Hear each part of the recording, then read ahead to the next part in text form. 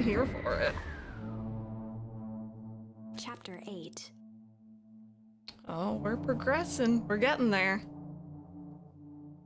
The cold, hard truth. Beck leapt up, allowing the suction to yank her into the dark. Dimness eclipsed around her like the shutter of a camera as she seemed to cover great distance in mere moments. Her only points of reference were glints of upcoming turns, which approached with frightening speed, only to carom her gracefully along. She heard the tinny, distant echoes of Rollo's glee. Once she stopped fighting against it, the ride was impossibly smooth. Then, all of a sudden, as if minutes had passed in an instant, light blazed into view. A burst of wintry air snuffed across her face, and she was flung out into the cold. Yeah, so we're back in the original Beacon Pines. Maybe it's a dog. That was intense. Yeah. Oh, sorry, I keep double clicking. Any idea where we are? Somewhere cold. Doesn't look like it got on any of us. Didn't feel like we traveled that far. So where did it all go? This place sucks. Why would anyone even want to blow up something out here? Only one way to find out, I suppose. Gotta catch up to Nuncreed. I think he went this way. Alrighty. Do we get to find out about the sign again? This looks familiar, yeah. Maybe we can clear off the snow. No time, Nuncreed's getting away. There. Alright, so this is interesting. Last time we were here with Iggy. This time we are here with Rollo and Beck. Okay, this is starting to feel really familiar. Not be the most well-versed in all things Beacon Pines, but this does look like some sort of frozen replica of town. Ah, I got it. It's so obvious now. Mr. Nuncreed is an alien. Rollo, stick with me here. His species can only live in sub-zero temperatures. Oh boy, here we go. The source is their base camp dimension, so naturally they keep it cold. We found it by traveling through those metallic wormholes back there. The final objective, kill us all and shapeshift into a Beacon Pine citizen of their choosing. You never really had me, but you very much lost me there. You get used to it. We should keep moving. As they rounded the corner to the frozen town square, they spotted Mr. Nuncreed inching cautiously toward a pit at its center. He held his arms out gingerly, as if approaching a beast in the wild. Upon closing the distance, Luka recognized what Nuncreed was after. Gran stood confidently at the edge, one arm outstretched over the abyss. Nearby, a wheelbarrow had been emptied out. She held a lit torch, which flickered in the bitter wind. Juniper, I don't know what you think you're doing, but I assure you this is not going to solve anything. If you drop that, you've doomed this whole town. Well, it wasn't me who doomed this town. I've been watching you, Joseph. I know what you've done. You and your co-conspirators. Gran? What's happening? Luka, you and your friends need to leave right this moment. Mr. Nuncreed turned back toward the kids, desperation in his eyes. Listen to your grandma, Luka. This is between me and Juniper. Rollo and Beck held steadfast in awe. Luka approached closer. Mr. Nuncreed spun back toward Gran, his voice growing louder. You've got it all wrong, Juniper. Just hand over that torch. You don't understand what you're doing. How could I possibly trust you to do the right thing? Walt told me everything. He trusted you, and you betrayed that trust. Luka, did you know that this man's entire life is a lie? If it weren't for him, your father might still be alive. Mr. Nuncreed winced with anguish. His voice hardened.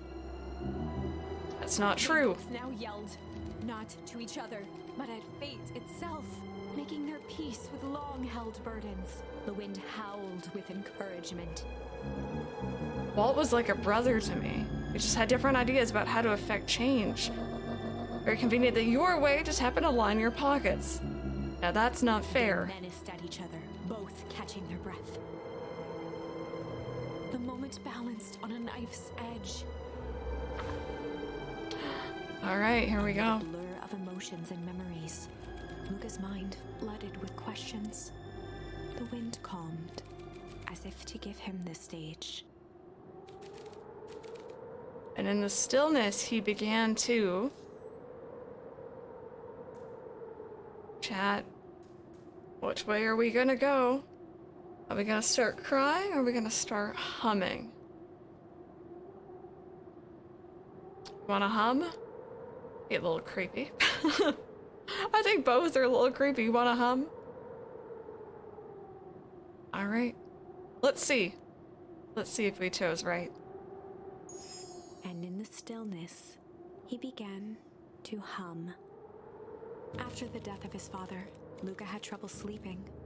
Each night, his mother would sit at the foot of his bed and hum a gentle melody. So I'm not gonna say anything, but I have some theories about his mom, but we'll talk about that after and see if I'm right. It was the only thing that could calm his mind. The only thing that, however briefly, could make it all seem okay. That melody pervaded every memory Luka had of his mother. Shivering in the raw snow, he began to hum it out loud.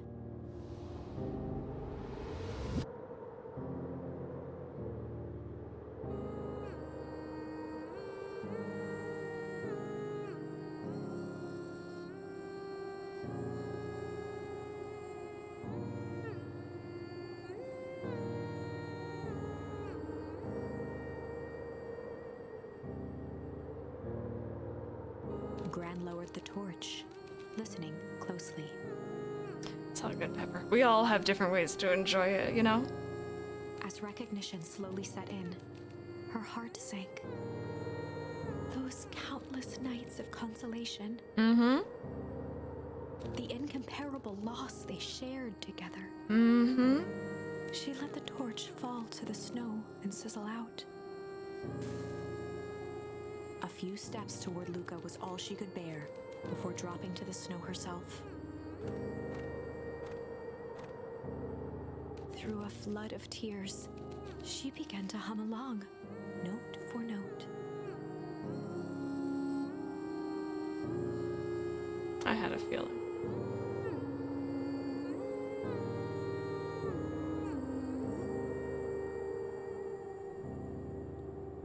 Yeah, I had a feeling for a while now that that may be something.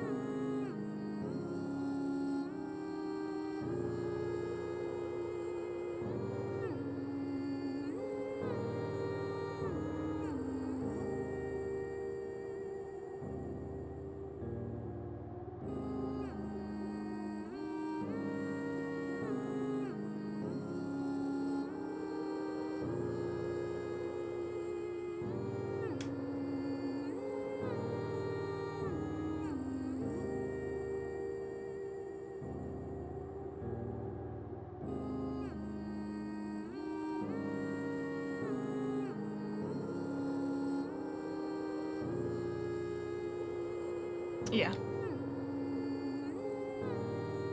Does not sell the gameplay. I'm confused. If you guys haven't seen it from the beginning, I cannot recommend enough going back and checking it out.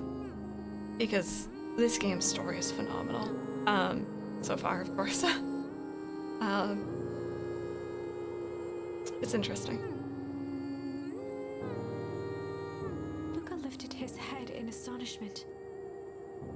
The last time he heard that melody was the last night he saw his mother. How do you know? I'm so sorry, my little buckaroo. Buckaroo. The people who call me that are my dad and your mother. Luka blinked through blurry, watery eyes, trying to see more clearly. He could just make out the impression of a familiar face. He peered across the snowscape at the woman on her knees. Something about her was undeniably his mother. Only smaller, older, changed. Mom? That's right, buckaroo. Mom? Luka sprinted as fast as he could toward his mother. They held each other close, and the cold retreated from their bodies. Eleanor? I thought you were gone? Should have known I would never abandon my son. Eleanor looked looked down at Luka, tightening her embrace in an appeal for forgiveness. How? You're a smart man, Joseph. I thought you'd have pieced it together by now. You were exposed. Mom, I don't understand any of this. What happened to you? Where'd you go? Why'd you leave me? I never left you. I was always right here, Luka. Why'd you lie to me? You tore me up, Luka, but I did it to keep you safe. I thought that getting answers would help us both move on. But the more I discovered, the more I realized the danger we were in. Until perennial harvest was stopped, it was better if everyone thought I was gone. You could have trusted me. These are bad people, Luka. They won't stop until they get what they want. They don't care who gets hurt in the process. Then, what do? We have to stop them. Joseph slumped into the cold, wet snow. It can't be stopped. This is too big. I tried beating them at their own game. I'm done fighting fire with fire. For the first time in a long time, her voice felt like her own again. No more lies. I see now there's a better way to stop perennial harvest. The cold, hard truth. Luka gazed down at Nuncreed with pity. He looked small. Yeah, I think she would have dropped the torch. We can go back and see it later if you guys would like.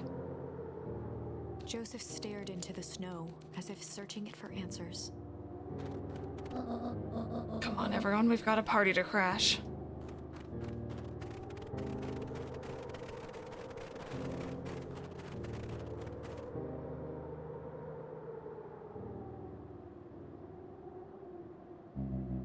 I don't understand. He always wins.